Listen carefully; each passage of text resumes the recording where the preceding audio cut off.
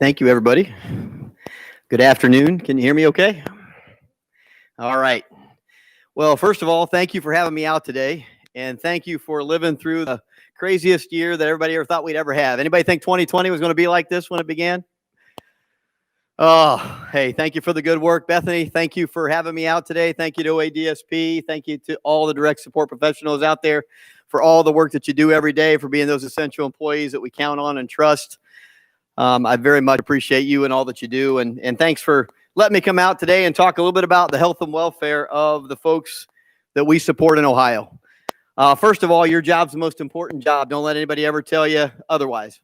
It's the most important job in the field. Without you, the work that you do, nothing else happens. And I want you to make sure that you truly understand that.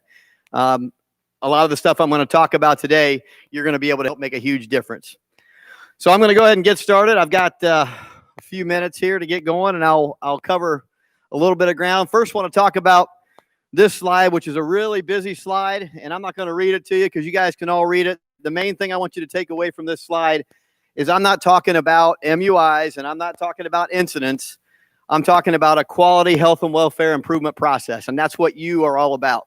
And we're going to talk about your role and what that really means. But Ohio is so lucky to be in a position to be able to offer quality supports and to be able to help protect people every day. And the work that you do is that's what it's all about. And that's what this slide really talks about. I want to talk about your role. You know, what is your role as a direct support professional in trying to protect the folks that you support? Obviously, as I mentioned, a lot has changed in 2020, and the work that you do has never, ever been more important. You hear it every day. The folks in hospitals, the folks in nursing homes, the direct support professionals, those are the essential workers that are making the difference right now with what we're doing. Thank you. But one thing that can't change, one thing we can't allow COVID or anything else to change, is how we provide services to folks that count on us every day, and how we protect the people that look to us to protect them every day. And that's something that's a huge responsibility, and one that I know you take really, really seriously. And the best thing and the most important thing you can do is keep your eyes and ears open and report the things that you see to try to make sure that folks are protected. And we're going to talk about that in a little more detail as I get through some of these slides. But please make sure you speak up.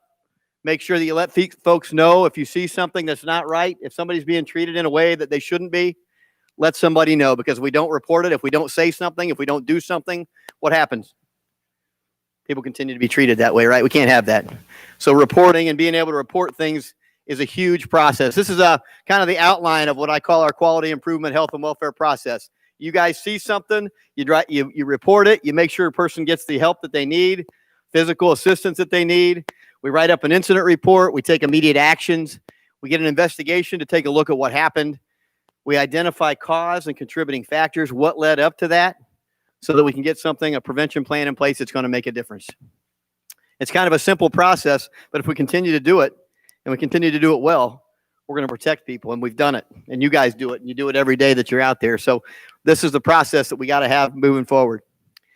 I want to talk a little bit about abuse, signs and symptoms of abuse. Direct support professionals are the front line to make sure that they can see and know what's happening with folks we support in Ohio. And there's a lot of signs and symptoms of abuse. There's the overt things that you see: bruising, cuts. Someone comes to you and says, hey, somebody hit me. All those things that just hit you right in the face that we all know that we've got to report. But there's a lot of more subtle issues that are identified as well. And we're going to talk about, what some of those might be. Maybe somebody's sleep pattern's different. Maybe all of a sudden they now have a lot of knowledge about something they never had knowledge about before. And I'll tell you, there's two examples I think are pretty good here. I had a good friend that I worked with when I first started in the field, and he loved basketball. That's what he loved to do. He would play basketball 24/7 if he could. And all of a sudden he came to me one day and he goes, Scott, I'm not going to practice and I don't want to play in any more games. And I thought, that just can't be right. Not this guy.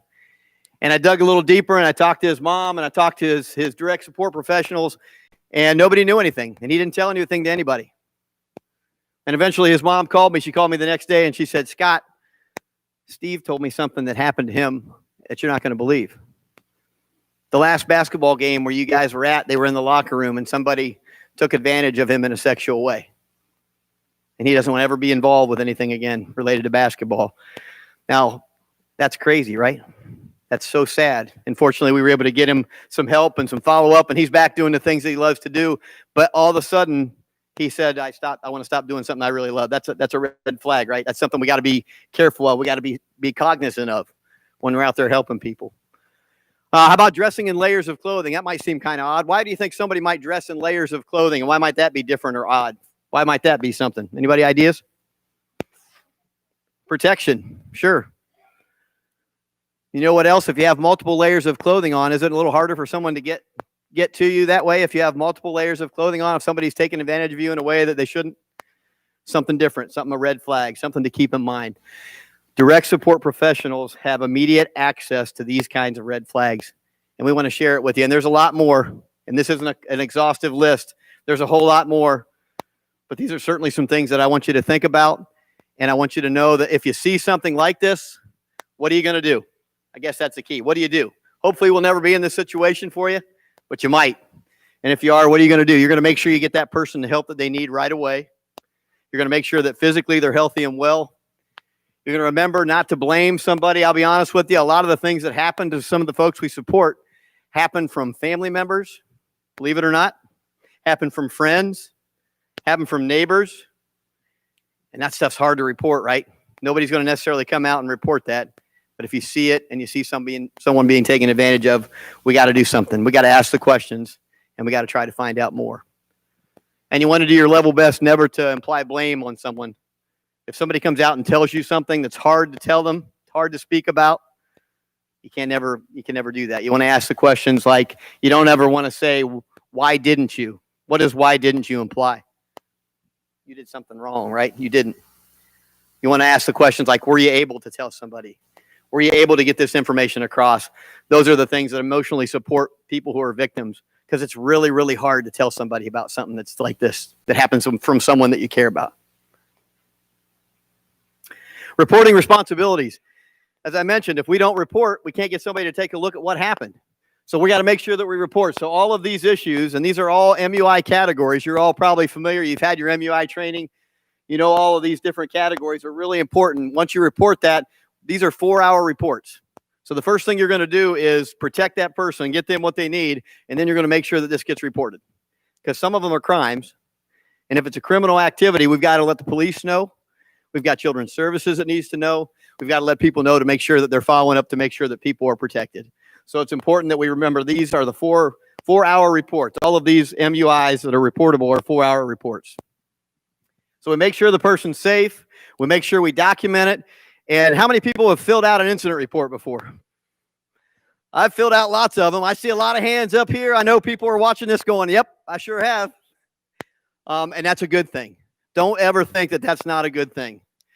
You know, reporting incidents and kicking off potentially an investigation is a tremendous thing to do to help individuals that we support. Because what's that going to mean?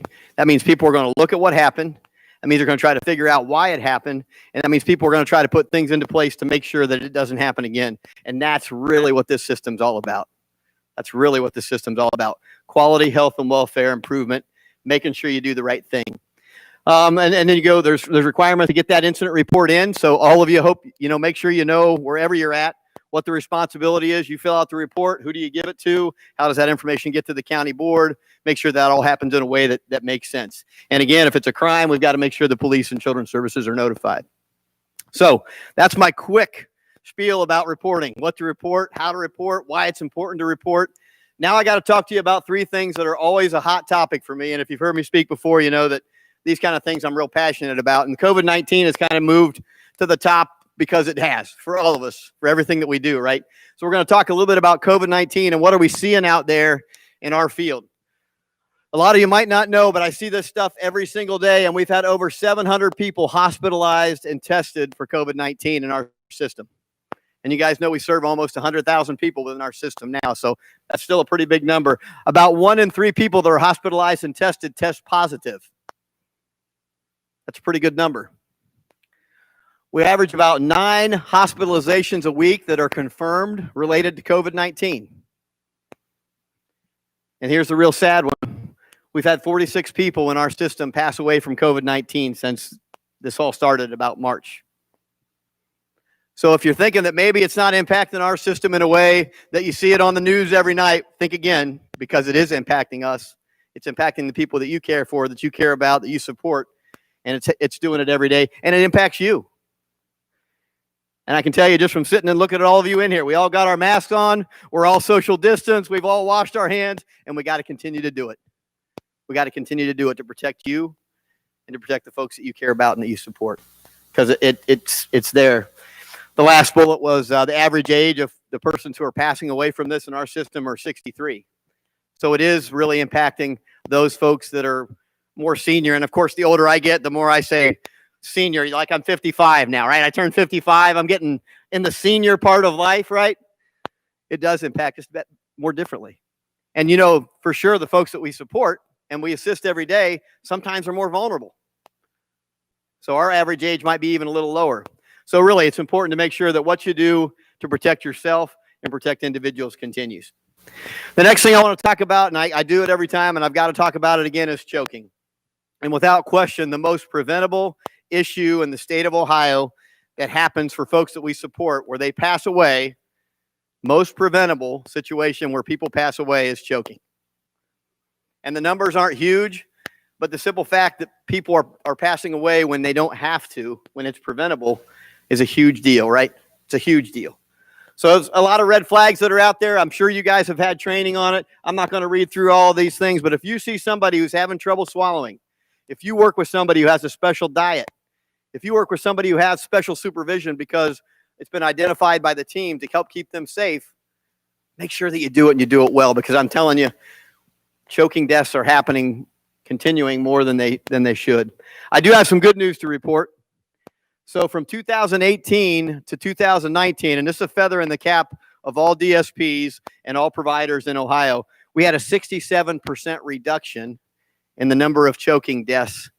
And that's because people worked really, really, really hard and took it really, really serious. And so I say kudos to folks for doing that, because it's been an absolutely terrific time. Although what I'll say is from end of 19 to so far in 20, we've had our numbers begin to go up a little bit. And so we've got to keep this on the forefront. Wherever you work, whatever you do, make sure that thinking about how we protect people when they're eating takes first stage, because it's so important. Here's some numbers. The red numbers are the number of choking medical emergencies. The blue numbers, the number of successful interventions. And then, of course, the yellow numbers, which are the ones we're really talking about right now, are the deaths that happen as a result. So this year, so far, year to date, and we're what, September? Mid-September? We've had 14 people pass away from choking. Last year, we had 7. So it tells you that if we don't stay on top of it, it can continue to grow. It can continue to be a big deal. So everything you can do to avoid that. The next thing I want to talk about is fall-related deaths. And you can see here, and again, we're talking about smaller numbers. 16, we had 6, 17, 9, 18, 11, 19, 13. And so far, 7, a pretty good year so far in 2020. But what it says is there's these small accumulations, and many times the fall deaths are preventable as well. So choking and falls. Think about it. Think about it every day that you go into work. Think about how you can support people in a way that's going to keep them safe, especially as it relates to these two things, because I can't tell you enough about how sad it is. I think a lot of you might know this. I chair Ohio's Mortality Review Committee. So we look at every accidental and suspicious death that happens in the state of Ohio. And every single time, every single agenda, there's some of these kind of cases that just break your heart, because it's a situation that we think probably could have been prevented. And I will tell you this. I want to make sure that when you go back to this, though, take a look at this. In 2019, 425 choking medical emergencies. That means MUIs that were filed related to people choking. 418 times the direct support professional that was working with people was successful in helping to make sure that that person was okay.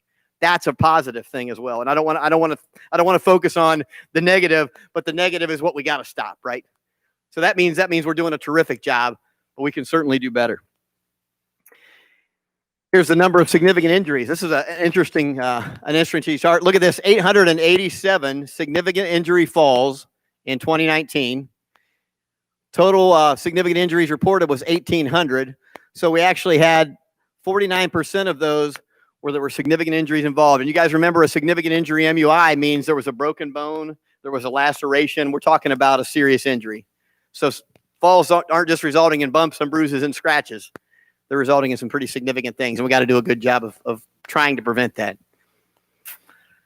All right. And I know I've kind of gone, I'm real close to going over. I can't, I get started. Bethany said, Scott, you have 20 minutes. And I said, Bethany, that's just not possible. You've heard me talk before. But I'm going to end on my favorite slide that I had in this slide deck. And that's special thanks to Ohio DSPs for your commitment to the individuals we support. You make a difference in the lives of the people that you work with every day more than you ever know. More than you ever know. Thank you for the work that you do. Thank you for being an essential employee that we can count on. Thank you for being there for people during COVID-19 like you never expected you would ever have to be.